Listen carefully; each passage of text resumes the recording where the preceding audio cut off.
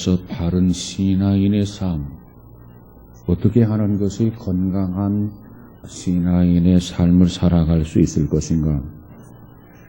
오늘 본문을 통해서 5가지만 좀 생각해 보고자 합니다. 첫 번째로 우리 신앙생활, 건강한 신앙생활이 되기 위해서는 본문 29절에 보면 또 물으시되 너희는 나를 누구라 하느냐? 베드로가 대답하여 이르되 주는 그리스도시니이다 하매. 그래서 신앙생활의 첫째 중심은 예수님에 대한 바르고 확실한 신앙 고백이라야 합니다. 예수님은 누굽니까? 그리스도입니다. 그리스도.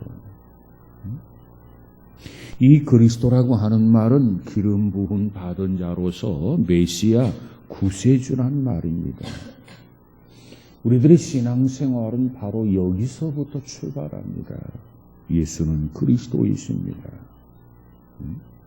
이 고백이 마태복음에 가서 보면은 조금 더 구체적으로 기록이 되어져 있는데, 이 마태복음에 가보면 주는 그리스도시요 살아계신 하나님의 아들입니다. 이렇게 좀 더 구체적으로 기록되어져 있습니다. 우리 신앙생활은 이 고백 위에 이루어지는 것이 신앙생활입니다.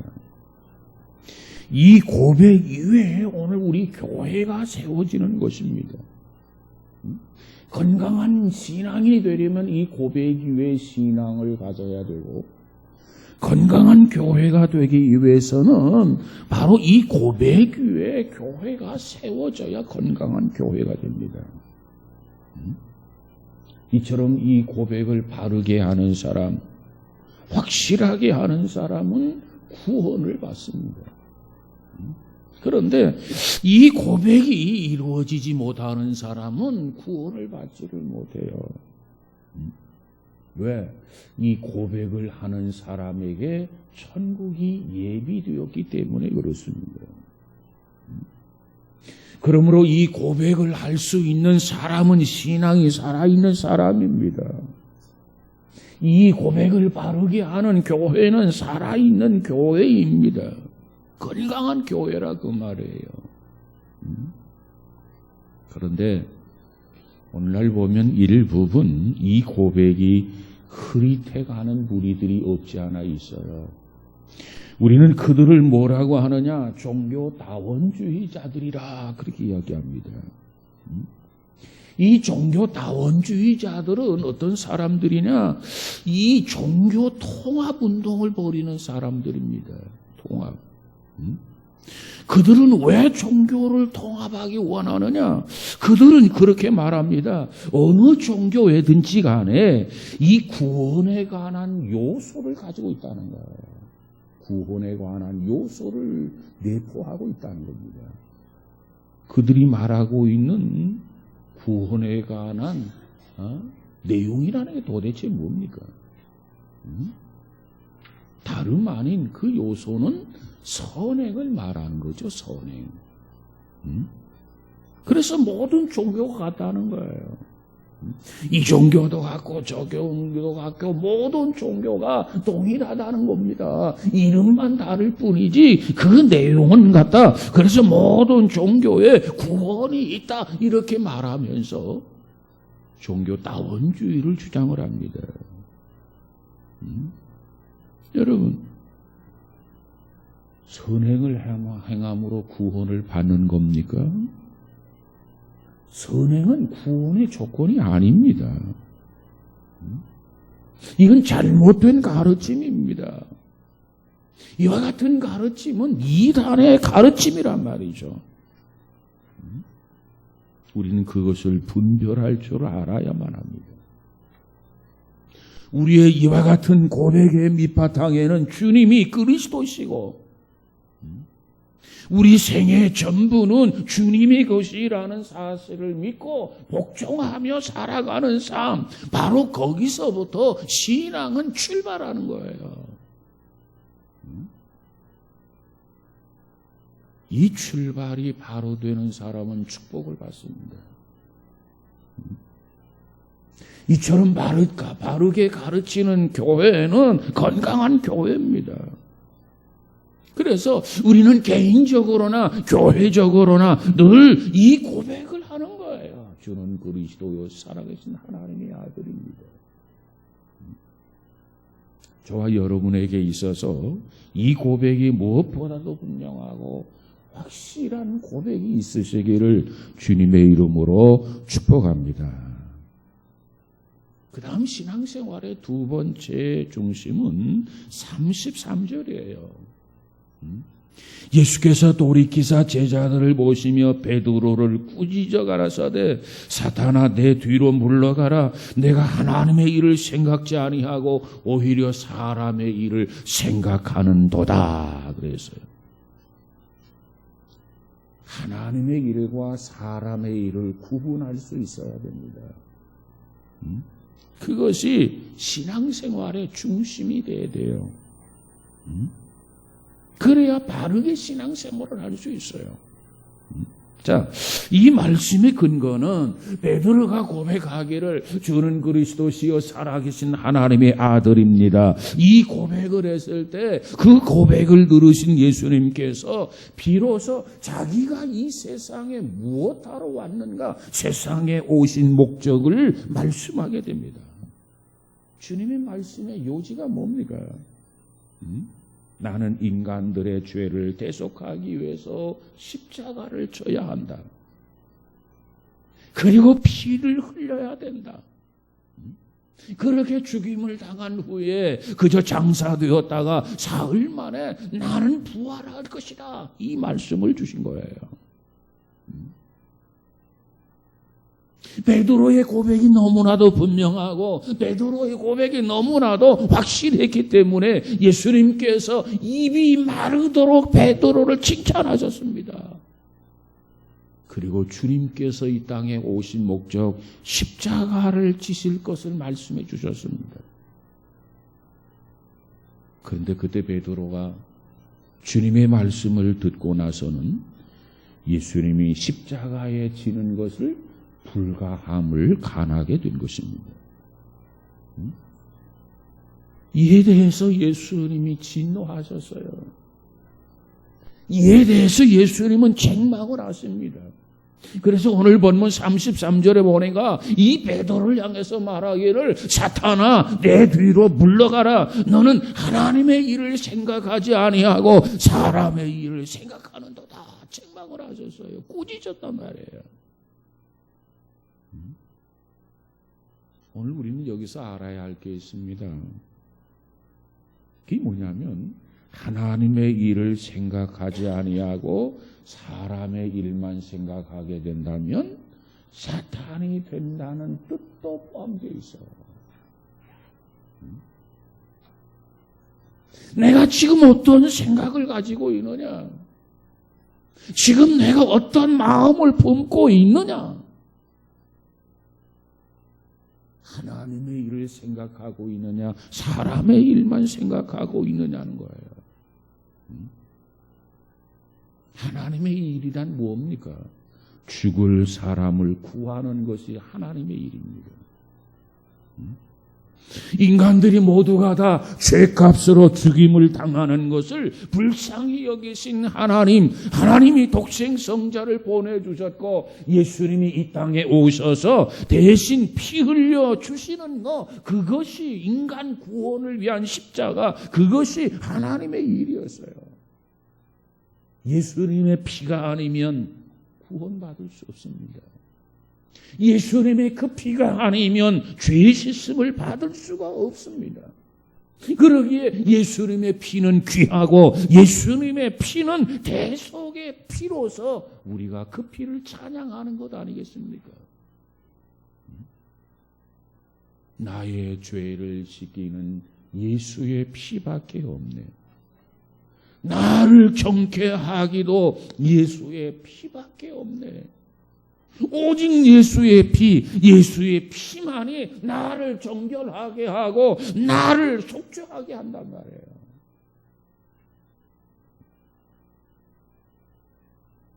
우리가 하나님 앞에 예배 드리는 것도 하나님의 일입니다. 우리가 복음을 전파하는 것도 하나님의 일입니다. 우리가 교회를 위해서 기도하고 나라와 민족을 위해서 기도하고 이웃을 위해서 기도하는 것, 이것도 하나님의 일입니다. 오늘 교회에서 봉사하는 것, 이것도 하나님의 일입니다. 이것이 우리 신앙생활의 중심 생활이 되어야 된단 말이에요. 그러나 사람의 일은, 여기서 말하는 사람의 일은 세상의 일입니다. 좀 더 구체적으로 말하면 정욕적인 일입니다. 탐욕에 취하는 일입니다. 이 베드로가 예수님께 말씀드린 십자가가 주님의 것이 될 수 없다고 간한 것은 사실 예수님을 위한 게 아니에요. 주님께서 내가 죽어야 된다, 그리고 사흘 만에 부활할 것이다, 그러니까 베드로가 주님 결코 그럴 수 없습니다, 이렇게 예수님을 위해서 간한 것 같지만 그것은 사실 예수님을 위한 아니란 말이에요.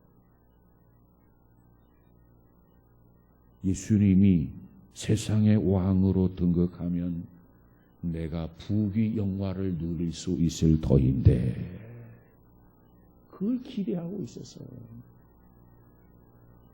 그런데 그것이 없어져 버리고 만단 말이에요. 그래서 그럴 수 없다고 간한 겁니다. 그때 예수님은 베드로를 책망하고 꾸짖었어요. 사탄의 종이라고 그랬어요. 사탄아, 내 뒤로 물러가라 그랬어요. 오늘 우리는 베드로처럼 주님 앞에 입에 마르도록 칭찬을 받았지만 그 순간 사탄의 종으로 전락하는 이 모습을 보면서 우리는 어떤 생각을 가지고 있느냐, 어떠한 마음을 품고 있느냐에 따라서 하나님의 사람이 되기도 하지만 사탄의 종이 되기도 한다는 것을 잊어서는 안 돼요.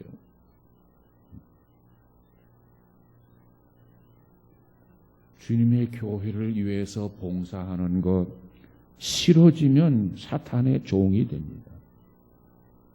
쉬지 말고 기도해야 되는데 기도하는 거 싫어지면 사탄의 종이 됩니다.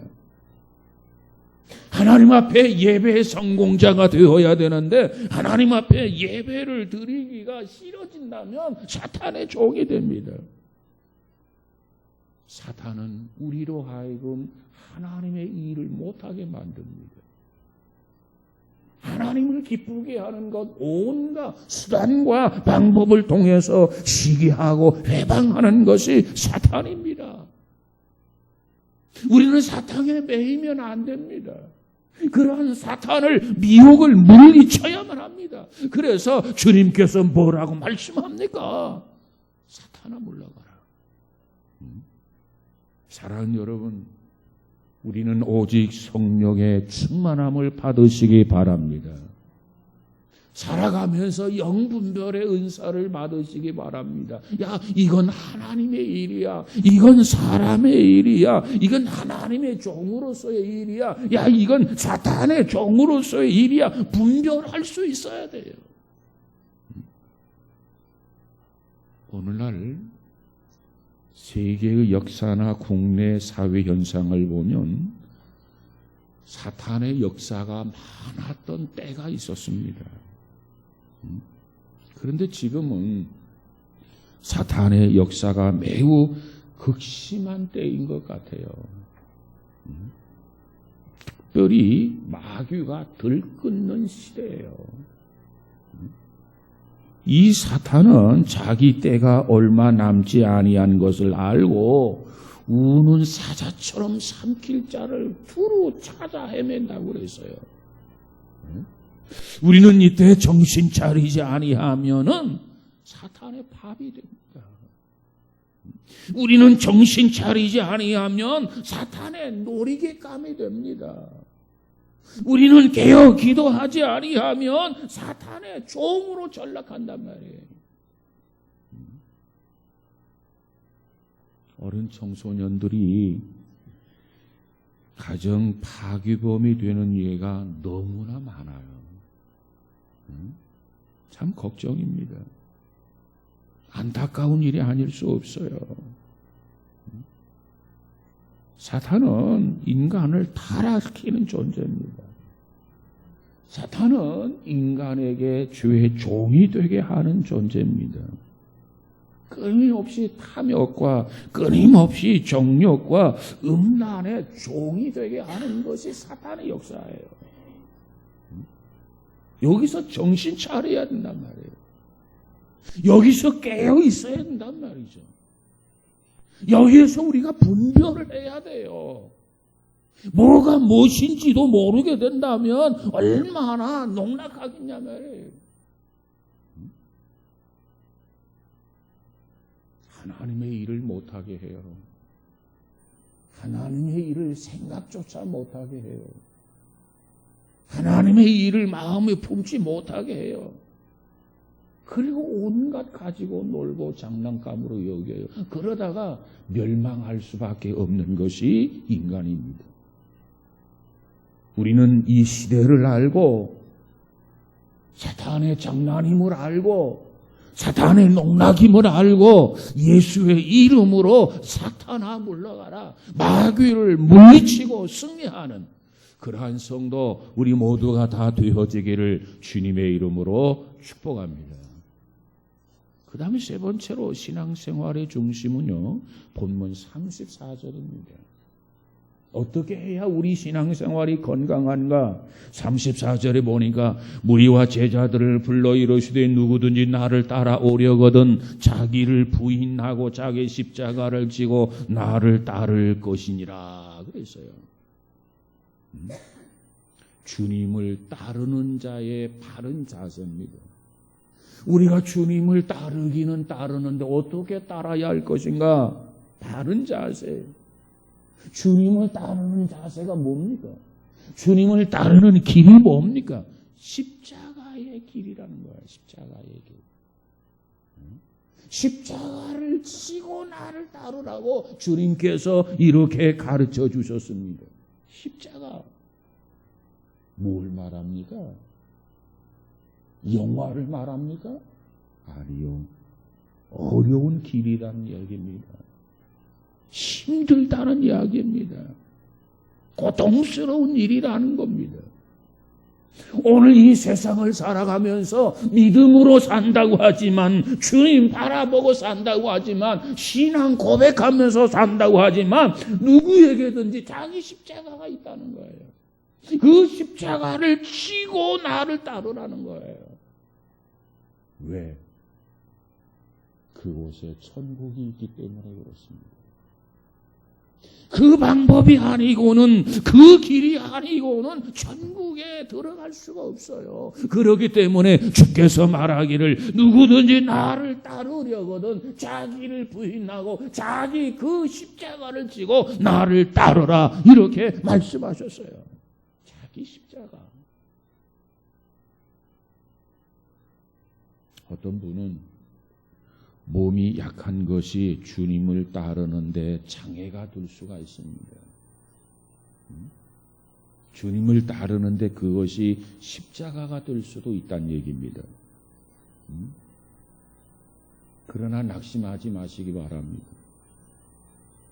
사도 바울도 평생 동안 몸이 약했습니다.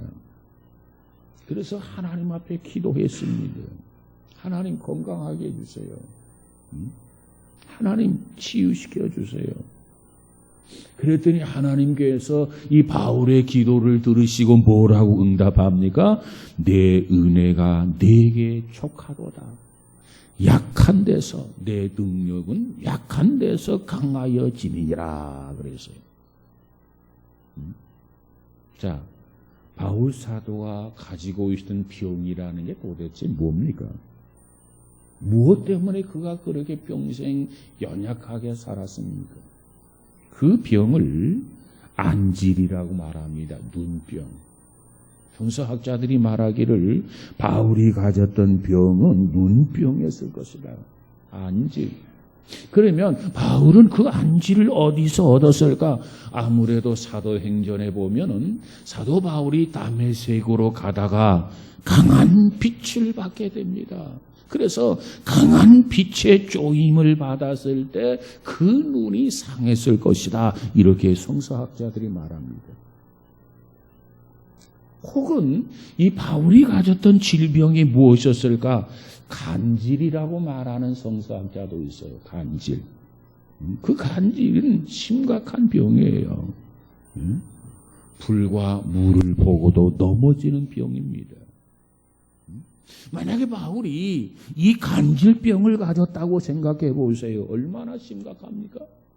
그가 하나님의 말씀을 전하다가 넘어집니다.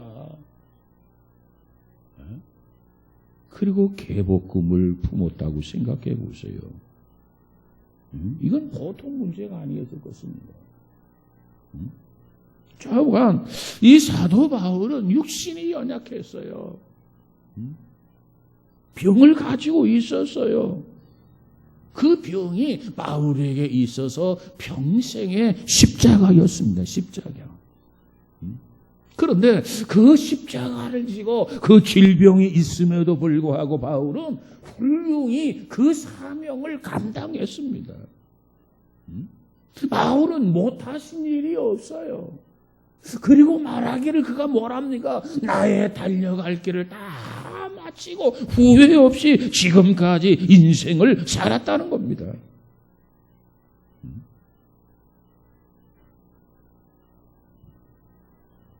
그러면서 그가 고백해요. 내가 능력 주시는 자 안에서 나는 모든 것을 할 수 있다. 지금까지도 했다. 앞으로도 할 것이다. 그것이 바울의 고백입니다. 신약 성경 27권이 되어 있지만 그의 서신은 13권으로서 우리에게 전해주고 있는 메시지가 아닙니까? 성경 13권을 썼단 말이에요. 성경 13권. 그는 당시 세계의 수도 로마에까지 가서 복음을 증거했습니다. 뿐만 아니라 당시에 땅끝이라고 생각했던 스페인까지 복음을 전했던 사람이 바울입니다. 바울은 이와 같이 연약한 몸을 가지고 있었습니다.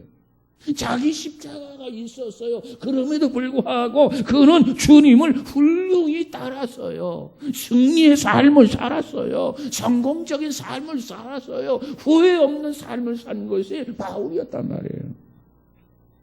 여러분, 나에게 어떠한 질병이 있어도, 나에게 어떤 어려움이 있어도 바울처럼 주님의 은혜를 입으면 무엇이든지 감당할 수 있음을 믿으시기 바랍니다. 때로는 불신 가족이 십자가가 될 수도 있습니다. 그러므로 기억하시기를 바랍니다. 디모데전서 2장 4절에 가서 보면 하나님은 모든 사람이 구원을 받으며 진리를 아는 데 이르기를 원하느니라. 모든 사람이 구원받기를 원한다는 거예요. 진리를 아는 데 이르기를 원한다. 이게 하나님의 소원입니다. 이 하나님의 소원, 하나님의 이 일을 이루려면 우리가 불신 가족을 놓고 기도하지 않을 수 없어요. 불신 이웃을 놓고 기도하지 않을 수 없어요. 이 불신 친척을 놓고 기도하지 않을 수 없어요. 왜? 하나님은 모든 사람이 구원을 받으며 진리를 아는 데 이르는 것이 하나님의 소원이기 때문에 그렇습니다. 그래서 불신 가족을 위해서 기도해야 돼요. 나는 가정의 선교사다. 그렇게 마음 먹고 그렇게 기도하면 반드시 하나님께서 축복해 주실 줄로 믿습니다. 직장에서도 역시 나는 선교사다. 그리고 직장의 동료들을 위해서 기도하시기 바랍니다. 그리하면 하나님이 축복해 주실 것입니다. 뿐만 아니라 우리는 자기 성격, 자기 성질이 십자가일 수도 있어요. 또 자기 혈기가, 자기 교만이, 자기 어떤 과도한 명예욕이 십자가가 될 수도 있습니다. 또 자기의 재물, 자기의 학력, 자기의 지식이 주님을 따르는데 십자가가 될 수도 있습니다. 베드로를 보세요. 급한 성격입니다. 혈기가 있었습니다. 그것 때문에 베드로가 실패하게 되죠. 그런데 이와 같이 실패했던 베드로가 부활하신 주님을 만나게 됩니다. 그리고 성령을 충만히 받습니다. 그러한 베드로가 완전히 달라지고 완전히 변화되었어요. 그리고 평생을 주를 위해서 헌신하고 주님을 위해서 사는 위대한 지도자, 순교자가 되게 된 것입니다. 사랑하는 여러분, 오늘날 예수를 믿고 신앙생활을 한다고 하는 것이 혹시 여러분에게 어려움으로 느껴집니까? 어떤 십자가가 여러분에게 있습니까? 그 십자가를 지고 따르라고 말씀하셨어요. 그와 같은 요인들 때문에 낙심하지 않기를 주님의 이름으로 축복합니다. 그럼에도 불구하고 주님을 따라야 돼요. 주님께서 이것을 하시고 오늘 이 제자들에게 말하기를, 야, 너희들에게 누구에게든지 다 자기 십자가가 있는데 그 십자가를 반드시 지고 나를 따르라 그랬어요. 왜? 거기에 천국이 있단 말이에요. 십자가를 지지 아니하면 천국이 없어요. 자기 멋대로, 자기 쉬운 대로 살면 천국이 없단 말이에요. 힘이 들어도, 어려워도, 고달퍼도, 고통스러워도 그것을 지고 나를 따르라, 그렇게 말씀하셨습니다. 여러분, 우리 모두가 십자가를 지고 십자가를 외면하지 아니하고 감당하면서 나아가는 복 있는 성도가 되어지기를 주님의 이름으로 축복합니다. 신앙생활의 네 번째 중심은 36절입니다. 36절. 사람이 만일 온 천하를 얻고도 자기 목숨을 잃으면 무엇이 유익하리요? 그래서 온 천하를 얻고도, 여기서 말하는 온 천하라고 하는 게 도대체 뭡니까? 인간이 얻는 온 천하라고 하는 말이 도대체 뭘 의미하느냐? 여기서 말하는 천하는 돈벌이를 의미합니다. 돈을 몽창 벌어놨어요. 그리고도 네 목숨을 잃으면, 너 지옥에 가면, 너 죽으면 무엇이 유익하겠느냐 말이에요. 또 여기서 온 천하라고 하는 것은 세상의 권력을 쥐는 걸 말하는 거예요. 출세했어요. 권력을 쥐었어요. 그렇다고 가정해보자. 내 목숨을 잃으면 무엇이 유익하겠느냐. 뿐만 아니라 여기서 말하는 온 천하라고 하는 것은 명예를 얻는 것을 의미합니다. 명예. 네가 높은 명예를 얻었다고 생각해보자. 그러나 내 생명을 잃으면 내가 무엇이 유익하겠느냐 말이에요. 여러분, 아무 소용이 없다는 거예요. 주체할 수 없을 정도로 돈을 모았고 권력을 한 손에 쥐었고 명예를 얻었다 손치더라도 목숨을 얻으면 무슨 의미가 있느냐 말이에요. 제일 귀한 것이 생명입니다. 생명은 하나밖에 없는 거예요. 2개, 3개 있는 게 아니에요. 그러게 이 생명은 돈과 바꿀 수가 없어요. 이 생명은 권력과도 바꿀 수가 없어요. 이 생명은 명예와도 바꿀 수 없어요. 가장 소중한 것이 생명이기 때문에 그렇습니다. 일본의 대학자가 어느 날 나룻배를 타고 강을 건너게 되었습니다. 그 강폭이 꽤 넓은 강이었기 때문에 배를 타고 가는 시간이 길어지자 무료해진 이 학자는 그 나룻배 사공에게 말을 건넸습니다. 사공 양반, 히랍의 철학자 플라톤을 아십니까? 그랬어요. 그랬더니 이 사공이 아이쿠 제가 그런 분을 어찌 알겠습니까? 그랬더니 이 학자가 말하기를 그래요. 그러면 당신은 철학을 모르기 때문에 인생의 절반을 잃어버린 것입니다. 철학자 플라톤 대단히 훌륭한 철학자지요. 그렇게 하면서 또 그 다음 질문을 합니다. 그러면 프랑스가 지도에서 어디쯤 있는 나라인 줄 아십니까? 프랑스가 어디쯤 있느냐고 물어요. 그랬더니 이 사공이 웬걸요. 그런 것은 제가 알 수가 없지요. 그래서. 그랬더니 이 학자가 말하기를 혀를 차면서 당신은 인생의 4분의 1을 잃어버렸어. 프랑스는 유럽에 있는 나라요. 그리고 예술의 나라지요.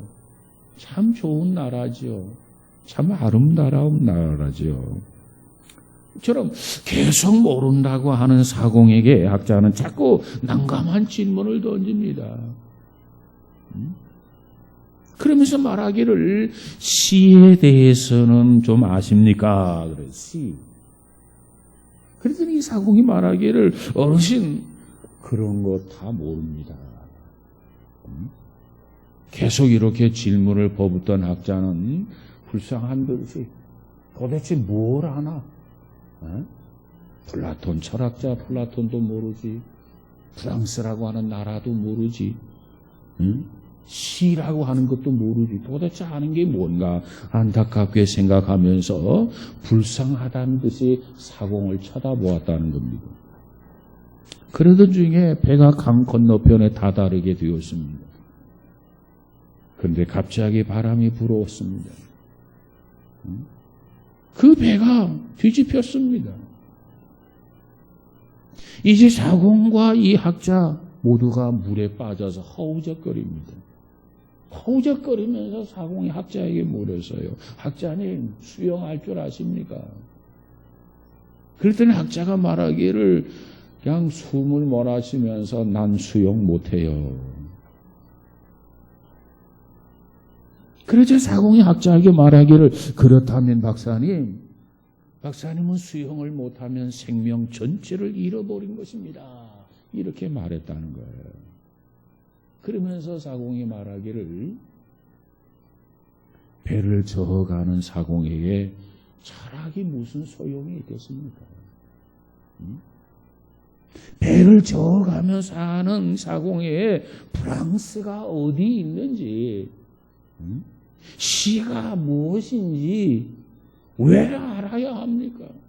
왜 필요하겠습니까? 이렇게 반문했다는 이야기예요. 여러분, 우리의 생명을 구원하는 길, 하나밖에 없는 생명을 구원하는 길을 등한히 하면 잃어버리게 될 것입니다. 이 생명을 구원하는 일을 등한히 하면 안 돼요. 한 부자 청년이 예수님에게 왔어요. 참 생명을 구했어요.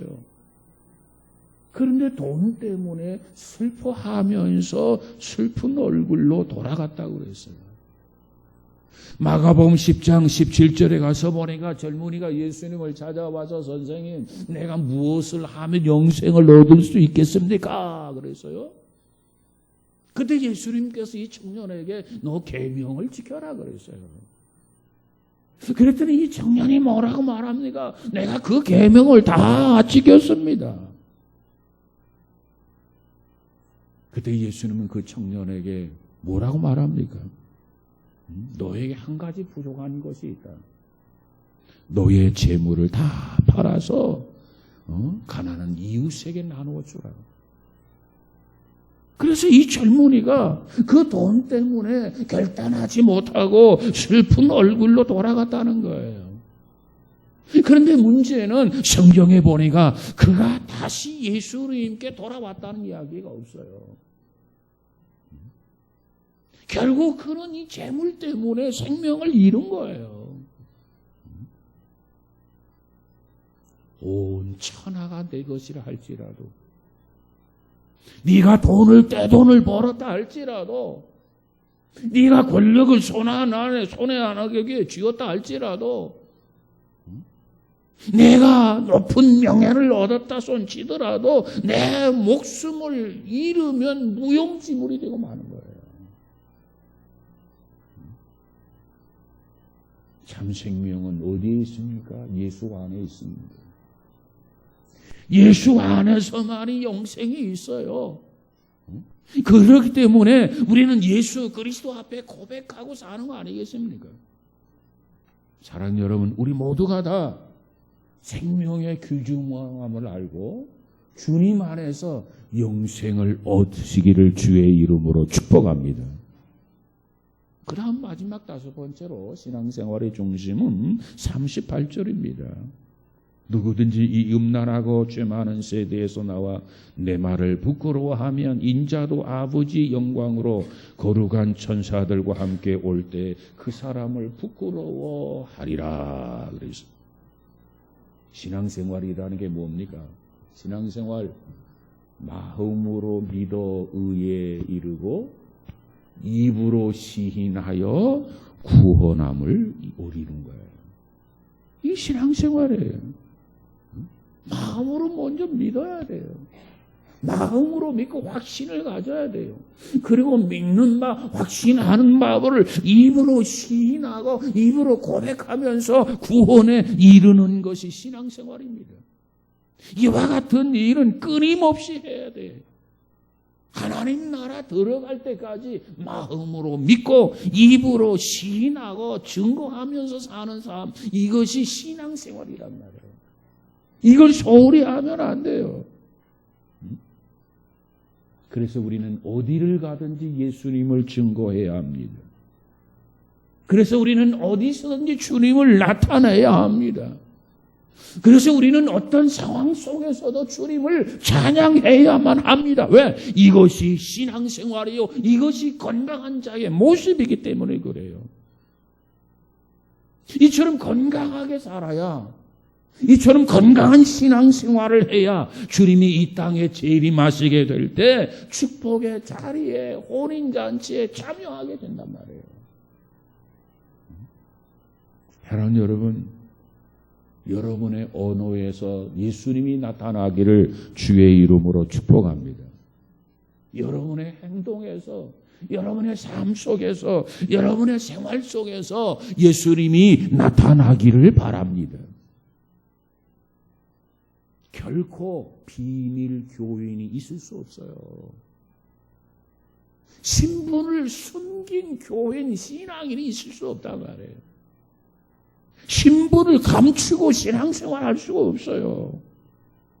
끊임없이 입으로 고백하면서 끊임없이 입으로 증거해야 된단 말이에요. 그래야 구원을 얻어요. 구원에 이르게 돼요. 여러분, 우리가 그렇게 살아야 주님이 우리를 기억하시는 바 됐습니다. 내가 주님을 믿고 살았는데 주님이 날 기억해 주지 않는다면, 주님이 날 몰라준다면 얼마나 슬픈 일이요, 얼마나 비극입니까? 우리가 주님 앞에 섰을 때 주님이 알아주는 성도, 주님이 인정하는 성도, 주님이 칭찬하는 성도가 되지 않겠어요? 넌 누구냐? 난 너를 모르겠다. 누구든지 사람 앞에서 나를 부끄러워한다면 인자도 아버지 앞에서 널 부끄러워할 것이다. 사람 앞에서 나를 시인하고 나를 고백하고 나를 증거하면 내가 아버지 앞에서 너를 시인할 것이다. 이게 주님의 약속이에요. 주님이 기억하시는 성도가 되어져야만이 구원이 완성되는 겁니다. 사랑하는 여러분, 예수 그리스도는 우리의 구세주입니다. 살아계신 하나님의 아들입니다. 우리 모두가 이 고백을 분명하고 확실하게 할 수 있기를 주의 이름으로 축복합니다. 그리고 조금도 흔들리지 아니하고 믿음을 가지고 날마다 전진하면서 하나님을 기쁘게 해드리고 하나님을 영화롭게 해드리는 건강한 신앙생활 저와 여러분에게 있어지기를 주의 이름으로 축복합니다. 이렇게 5가지 요소의 신앙생활을 한다면 주님 앞에 섰을 때 잘했다 칭찬받고 상급받게 될 것입니다. 이처럼 후회함이 없는 신앙생활이 우리 모두에게 있어지기를 주의 이름으로 축복합니다. 기도합시다. 거룩하신 하나님 감사합니다.